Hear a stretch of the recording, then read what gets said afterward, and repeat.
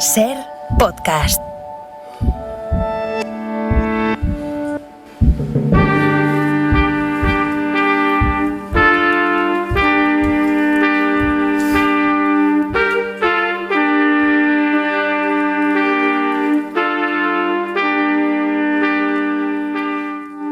Ya que con su verde oliva corona la paz sagrada este reino, que afligieron tantos años, guerras tantas, y aquel riguroso Marte dobló las banderas blancas, cuyas flordelices de oro volvieron rojas las armas. 400 años después de ser escrita, la francesa Laura de Lope de Vega se representa por primera vez en un escenario en los teatros del Canal estos días. Marta Poveda, bienvenida a La Hora Extra.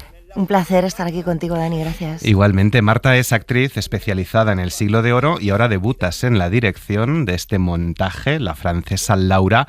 Se lo contamos en su día, una obra descubierta en los fondos de la Biblioteca Nacional, un texto anónimo, hasta que la inteligencia artificial identificó o ayudó a identificar su autoría. ¿Cómo llegó a ti este proyecto, Marta? Pues llegó a través de Fundación Siglo de Oro, que, bueno, evidentemente enseguida se responsabilizaron del texto y pensaron que había que ponerlo en pie lo antes posible, ¿no? Creo que estuvieron tanteando, buscando algún ente oficial, no hubo suerte o no hubo interés, yo diría más bien que no hubo interés, y entonces decidieron producirlo ellos con alguna ayuda y coproduciendo con teatros del Canal y me llamaron y yo fui tan inconsciente de decir que sí. Tampoco puedes decir que no a una propuesta así, ¿no? Claro. Ya habíamos intentamos tener ya una colaboración. Me ofrecieron dirigir a una Ana Caro, Valor Agravio y Mujer, hace unos años, pero no pude por agenda, y ahora, bueno, pues era irrechazable esta oferta, ¿no? O sea que ya tenías ganas. Tenía ganas de aprender a dirigir, quiero decir, ya uno en su experiencia como actor, como actriz, a través de su vida teatral y de enfrentarse a tantos montajes, también empieza a tener como un criterio y como una necesidad de contar la historia desde el creador que va naciendo dentro de una, ¿no?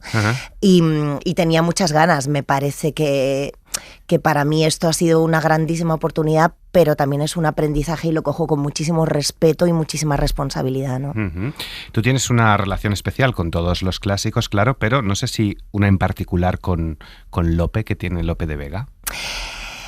Bueno, Lope, vamos a ver, Lope y Calderón me flipan los dos, cada uno por distintas razones, pero es verdad que Lope, o sea, no voy a entrar a compararlos porque en realidad me apasionan tanto Lope como Calderón, que son con los que más me he podido fusionar, ¿no?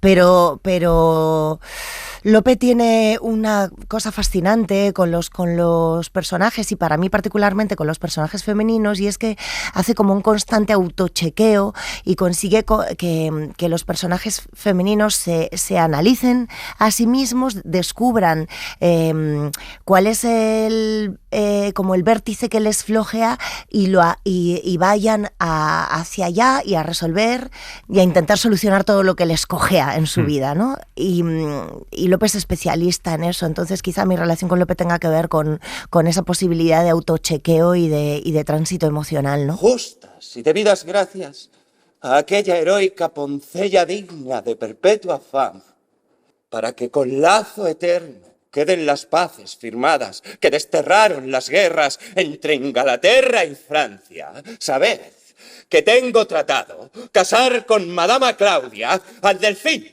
pues me asegura durar la amistad de España. Voy a leer de qué va. La trama se desarrolla en Francia, donde Laura, la hija del duque de Bretaña, está casada con el conde Arnaldo. El Delfín, heredero del trono de Francia, se encapricha con ella y la corteja. Laura se resiste, pero un ataque de celos y temor a la pública deshonra hacen que su marido intente acabar con la vida de su mujer. y no sé si es un spoiler, pero finalmente, leo, queda aprobada la integridad del Laura y se restituye la felicidad en pareja. Esto es un poco la sinopsis de la trama. En tus palabras, ¿de qué va la francesa Laura? En mis palabras, la francesa Laura es un texto, vamos a ver, es que lo que menos me interesa es el argumento en sí, lo que menos me interesa entre comillas, lo que más me interesa es cómo Lope habla de las debilidades humanas y cómo en lugar de afrontarlas se pueden convertir en algo destructivo. Habla de, perdón por utilizar esta expresión ya tan manida, pero habla del amor tóxico. Habla de cómo en lugar de afrontar con honestidad las fragilidades y con el diálogo, uno acaba intoxicándose, creando una gran bola de nieve venenosa y tomando la justicia por su mano, que es lo que pasa, por ejemplo, cuando vivimos estos tremendos episodios y noticias casi diarias de violencia de género, ¿no? Entonces, habla de la maté porque era mía, habla de la autosugestión en el peor de los sentidos y habla de una mujer que se ve sometida e inconscientemente se da cuenta de que ella no quiere vivir así y quiere romper con eso. Tú has hecho un spoiler que podríamos decir que acaba en un fueron felices y comieron perdices. Aparentemente el texto acaba así, pero creo que es imposible afrontar este texto y cerrarlo con alegría. Y no tiene un final feliz, ya te lo digo yo. Estamos viendo una mirada contemporánea de muchos clásicos a los que a veces no hace falta actualizar. No hay que transformarlo. No hay que transformarlo, no, en absoluto. ¿no? Es lo que nos decía Miguel del Arco hace unos días con Rigoletto, que también habla del abuso de poder, de la violencia contra las mujeres, del amor tóxico, y dice, el libreto es el libreto, yo no lo he tocado, aquí tampoco. Efectivamente, es que yo también te diría que Lope no tiene por qué haber hecho conscientemente un final feliz. A lo mejor lo hizo, no estoy en su cabeza, pero tú lees el libreto y no hace falta tocar nada para que eso sea tremendamente agridulce. Todos los clásicos son bastante agridulces, por mucho que sean comedia, para empezar, porque la gran comedia reside en la gran tragedia, ¿no? No es posible hacer comedia si no hablamos del error y de la tragedia humana e interna, ¿no? El clown es el dolor del alma, ¿no? El mejor clown es el que le duele el alma. Es Laura sumamente virtuosa y de hombre como el conde Arnaldo esposa. Pasos y tiempo perderéis. Bien veo que es loca mi esperanza y mi deseo, tan imposible como Laura bella. Mas ¿qué puedo perder en pretendella si el gusto del engaño es 1000 veces mayor que todo el daño? Señor, con ayudaros, con serviros habré cumplido yo. Tantos suspiros, tantas penas de amor, tantos amores, ¿no vencerán de Laura los rigores? ¿Es de diamante, Laura? Un mármol quieres. Será de lo que son otras mujeres, a quien templó de amor dulce porfía. Señor Ovidio dijo, aunque es poesía, que por eso es mentira disculpada, que solo es casta la que no es rogada. Sigue la gira de La discreta enamorada de Lope con la joven Compañía Nacional de Teatro Clásico, y cuando la presentaban nos decían que Lope siempre ha defendido a la mujer como un sujeto inteligente, independiente, que intenta romper con las tradiciones y con el sistema heredado, que Lope empodera a las mujeres independientemente de la edad que tengan y que eso sigue haciendo a Lope muy actual, muy vigente. Lo es también Laura la francesa. ¿Cómo es esta protagonista? Una también discreta y honesta. Yo es que no creo que Lope defienda a las mujeres o las empodere. Yo creo que Lope las escribe. Y las mujeres, antes de que Lope las escriba, ya son mujeres que se defienden y que tienen su poder y su inteligencia y lo utilizan. Lope, como buen autor y como también a mí me estalló la cabeza cuando por primera vez hice a Rosaura de Calderón. Y entendí no son para mí, o esta es mi humilde opinión, para mí no son protofeministas, para mí son autores que les interesa el alma humana, tanto la masculina como la femenina. Y si recoges el alma femenina en el siglo XVII, evidentemente estamos hablando en un momento en el que la mujer está oprimida y Lope está recogiendo a mujeres que están oprimidas, y eso ya de por sí es un conflicto teatral maravilloso. Entonces, como dramaturgo inteligente, utiliza personajes que están conflictuados. En el caso de la mujer, básicamente por el hecho de nacer con un aparato reproductor femenino, ¿no? Es consciente de que las mujeres son interesantes y entonces las escribe. Es tan fácil como eso, ¿no? Uh-huh. Perdona, y me he ido de la pregunta que me estabas haciendo. No. Pero en realidad te la estoy respondiendo. ¿Cómo ¿no? es Laura en realidad el personaje? Claro, Laura es una mujer efectivamente víctima de su tiempo. Es una mujer de clase alta que ha sido un casamiento concertado, pero ha tenido la suerte de que se ha enamorado, de que la persona con la que le han casado es fantástica para él, es su alma gemela. Son todas las circunstancias ajenas las que van convirtiéndose en obstáculos para que ella pueda ser feliz. Como que su marido viaja y ella no puede ir con él. Y como que un señor se encapricha con ella y dice o mía o de nadie. Y como que su marido empieza a cargarse de celos en lugar de hablar con ella y decide que ella es mala y que seguro que le ha puesto los cuernos sin decirle ¿podemos sentarnos y hablar un momento qué ha sucedido? ¿Sabes? Que sería lo ideal, que ni en el 21 lo hacemos, ¿sabes? Que todos nos autolesionamos el alma muchas veces, ¿no? A cuenta de autosugestión, ¿no? Mis dichas fueron muchas, mis esperanzas pocas. No fueron mis deseos agentes de mis bodas. Favor del cielo ha sido, porque el casarse es cosa que no le dio el cuidado, la hacienda ni la honra. Que después de haber hecho las diligencias todas, los ojos y el cuidado, que lo mejor informan, suele salir un dueño de alma tan rigurosa que se engañó a la vista, que lo secreto ignoran. La condición fue siempre la parte más hermosa. No gala sin amores, no sin verdad lisonjas. Si se ajustan dos almas, los gustos se conforman. Esto del cielo viene, que aquí no se negocia. ¿Puede el mundo ser de otra forma y esa forma únicamente puede ser a través o llegar a través del amor? No sé si hay una defensa, retratando también lo que es el amor tóxico, del amor como forma de salvarnos como humanos, en un contexto además de guerras. Oh, sí, es terrible. Esta función es un contexto de guerra. Sí, por eso. Creo que la única salvación es el amor, porque el amor es directamente proporcional a la empatía y a desear, tal y como entendemos el amor, o incluso tratados del propio Erich Fromm, estamos hablando de que el amor es la admiración y el deseo de que el ser ajeno que es amado esté bien y sea feliz dentro de la visión subjetiva que tenga cada uno de la felicidad. Entonces, si amas, amas bien. El amor tóxico es una adulteración del amor. La única manera de que esto funcione es amando, y parece ser que no lo estamos haciendo bien. Es una suerte lo que se aman y requiebran, que parecen españoles, dice Octavio. Sí. ¿Tanto amor hay en España?, pregunta el Delfín. ¿Hay un retrato también un poco de cuál era la situación en este país?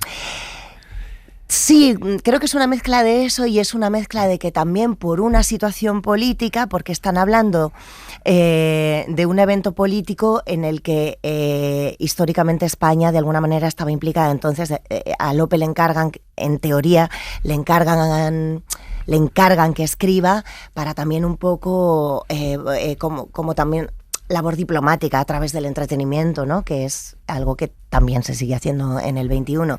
Entonces, estamos hablando de una historia que pasa entre Londres y París, y es imposible no hablar de España para que el público en esa época también se sienta representado, porque hay algo como que nos resulta ajeno. Pero sí que es cierto que López sí que habla de esa cosa más chispeante española, que quizá esa cosa mediterránea que quizá en Francia y en Londres no la tienen tan caliente, ¿no? Hablábamos hace unos días también con Gabriel Calderón, que ha estrenado una versión completamente libre, una reescritura de El Príncipe Constante de Calderón, ¿sí? de la Barca, sí, y nos decía, ¿qué hace un uruguayo como yo de 40 años escuchando a Calderón dirección o a Lope. Y dice, al final te das cuenta, cuando entré por primera vez en los clásicos, que me seguían interpelando hoy, ¿no? ¿Qué hace una chica tan joven como tú escuchando, interpretando, dirigiendo clásicos? Pues la pregunta es, ¿qué no hago? Dirigiendo, interpretando, sobre todo interpretando. Ahora, repito que cojo como con mucho pudor y respeto y a la vez valentía la dirección. Pero, como te decía antes, o sea, yo venía de cuarta pared, de teatro de la danza, venía de un tipo de teatro completamente ajeno en principio a los clásicos. Cuando Elena Pimenta me llama para hacer La vida sueño, y empiezo a transitar esas barbaridades filosóficas por las que atraviesan todos los personajes, sobre todo Segismundo y Rosaura, y empiezo a ver cómo esa musicalidad del texto, la métrica, me está construyendo el personaje. Si hay un corte versal y empieza con vocal, es por algo. Puede ser porque el personaje necesita tomar aire para expresar una idea, y sin embargo, si hay muchas sinalefas, a lo mejor es porque el personaje necesita vomitar la idea. Entonces, la estructura te ayuda a comprender la idea. ¡Wow, Dani! Eso es para un actor, eso es una vivencia que para mí no se parece a nada. Y atravesar y transitar ideas y profundidades humanas tan infinitas y tan altas, tampoco me suele pasar con textos contemporáneos, que también los hay, pero si han superado 400 años es porque lo han atravesado todo, ¿no? Entonces, lo normal es que un tío como Gabriel, amante de estudiar y analizar al ser humano, se sienta completamente enamorado de los clásicos. Y pasa, y cuando ha venido la gente joven, cuando en el clásico yo he hecho Diana o he hecho Rosaura, a veces me decían, pero parece una heroína. Hay algo muy épico también en estos personajes que se defienden tanto a sí mismos, y hay algo ejemplarizante para la juventud y para las mujeres. Cuanto más reprimida te sientas, apela a tu inteligencia y apela a tu instinto. Eso es lo que hacen todo el rato las mujeres del barroco, y tenerlas es necesario. Y el patrimonio español es una barbaridad lo que tenemos. Es imposible pasar por encima. Es necesario leerlo. Y es disfrutable, te lo juro. Es apasionante. Estamos de acuerdo, pero claro, ¿cómo convencer a los jóvenes?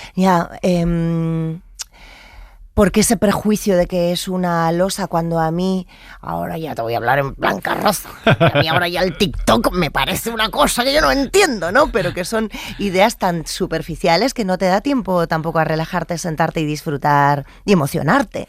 Es un bombardeo que da como un poco en la parte más acartonada del cerebro.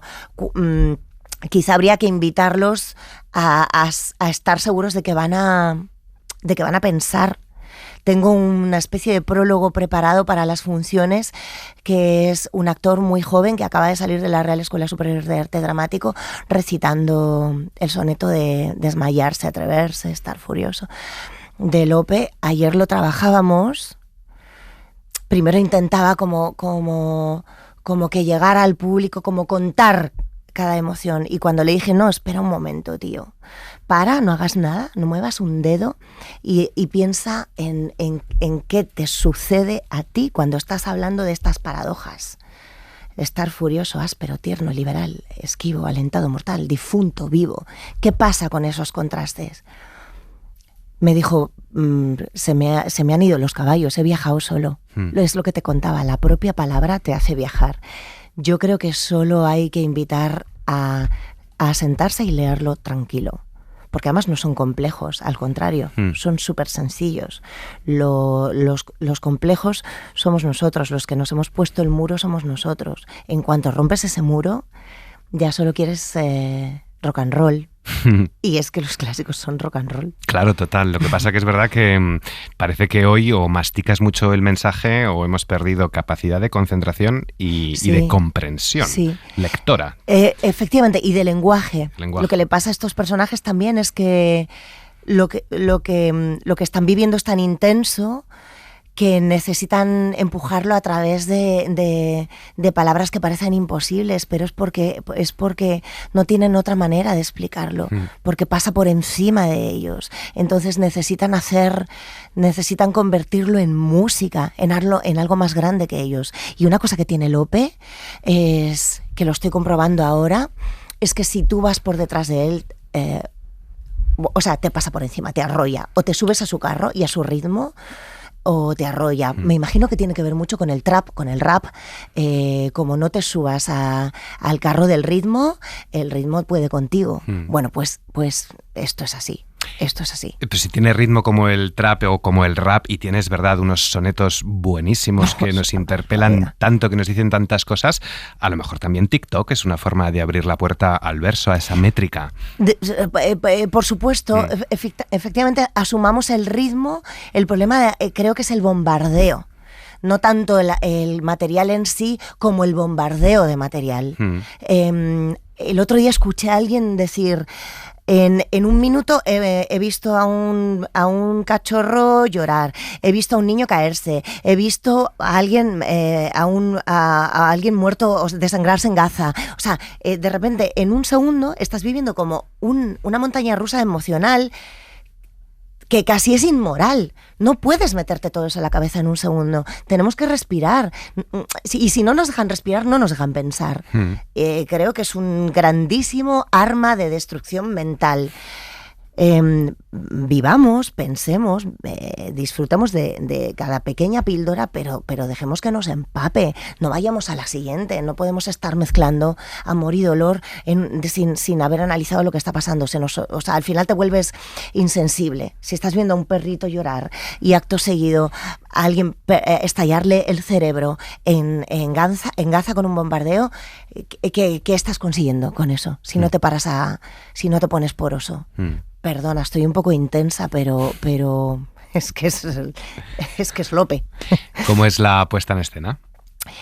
Pues mira, esto es precario, no tenemos los medios que tendríamos si estuviéramos, por ejemplo, en la Compañía Nacional del Teatro Clásico, que yo lo he vivido, y ahí sí que tienes la oportunidad de poder extenderte. Entonces, como no tenemos grandes medios, aunque Fundación Siglo de Oro sí que hace toda la inversión que puede, yo he intentado ser lo más esencial posible y apelarlo todo al texto y apelarlo todo a la energía actoral y al juego actoral. Entonces los actores jugamos un poco a escenario medio desnudo y actores medio desnudos, y ese concepto haga que intentamos que ese concepto haga que el actor se sienta con todo el poder para contar la historia. Podríamos contarla con 4 elementos, que es casi lo que tenemos. Entonces los actores están alerta, jugando todos en escena todo el rato, como si el espacio fuera un ring y tocara salir a jugar, con la escucha muy alerta, y sobre todo lo más importante para nosotros es defender la palabra. Es la primera vez que este texto, la primera vez en el mundo contemporáneo, no sé si la llevo a estrenar o no, pero es la primera vez que la hacemos en 400 años, y para nosotros es importantísimo que llegue el ritmo, la palabra y la idea y el sentido, y sobre todo la paradoja maravillosa y la ironía de Lope, ¿no? El haberte enfrentado a un texto de un autor tan conocido como Lope de Vega, pero un texto desconocido, ¿eso ha sido más fácil o ha sido un reto todavía mayor, una responsabilidad de decir, ostras, soy la primera que va a poner esto en escena? Pues me genera inseguridad y sí, me parece un reto. O sea, la inseguridad que acometo, estoy intentando ser valiente, pero sí, no, al ser la primera vez que lo contamos, si tú te haces un perro, un fuente ovejuna, sabes lo que... Claro, todo el mundo sabe de qué va, esta no lo saben. Entonces el recorrido, para mí es importantísimo que quede muy claro el arco de los personajes, el recorrido y por qué empieza así, por qué acaba así, y la belleza del texto. Entonces, sí. Para mí es un grandísimo reto que llegue la palabra y, por supuesto, para los actores que están muy responsabilizados con eso. Tu profesión, como la nuestra, es un continuo aprendizaje. ¿Qué has aprendido hasta ahora debutando en la dirección? ¿Qué es lo que más estás disfrutando y lo que más se te está complicando? Pues mira, estoy aprendiendo que ya me pasaba como actriz, pero ahora, claro, al tener la visión externa, que uno no puede dejar de pensar en que la pieza está hecha para una audiencia. Hay que pensar todo el rato en la espectadora, en el espectador, en el receptor, en contar una historia que el espectador disfrute y que gracias a ella se haga preguntas. Yo no quiero, ni creo que ningún creador, ni tú como periodista quieres dar respuestas. Yo creo que lo que quieres es formular preguntas, pero la historia tiene que estar muy cerrada para que luego el espectador se pueda hacer preguntas. Eso he aprendido que es lo más importante de todo, ¿no? La persona que se sienta en la butaca y recibe la historia. He aprendido que como directora, si tú tienes un elenco trabajando a favor de obra, todo lo que no salga mal va a ser siempre culpa tuya. Creo que hay que tener máximo respeto a la figura de la actriz y a la figura del actor, que están completamente desnudos, dispuestos a trabajar en lo que tú les pidas y a entregar el alma y a defender tu idea, sea equivocada o sea acertada. Ellos defienden mis aciertos y defienden todos mis errores, que son más que los aciertos. Y gracias a esos errores que ellos defienden a muerte, yo puedo acercarme al acierto, con lo cual no tengo más que gratitud hacia un elenco preparadísimo y muy generoso.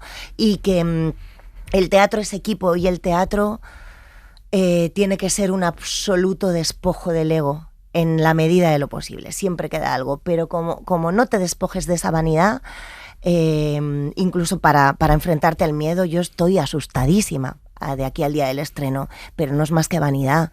Yo tengo que centrarme en contar una historia. Entonces tenemos que dejar el eguito un poco al lado, y a quien no le guste, pues que lo diga y estará bien, y también aprenderé de eso, ¿no? Pero me estoy preparando para el día del estreno, cuando me digan muy bien o muy mal o mediocre o esto me interesó pero esto no, yo me puedo ir a la cama diciendo, bueno, tía, que no sea porque no lo he intentado y no pasa nada si me he equivocado, porque lo he hecho con honestidad y te juro que con amor. Esa es la esencia del teatro, además, demostrar que somos humanos y que nos equivocamos y que fracasamos y que no todo es perfecto. Exactamente, amigo. Nunca estoy más cuerda que cuando estoy más loca. Marta Poveda, muchas gracias por haber estado en La Hora Extra. Gracias a ti, ha sido un placer. Igualmente.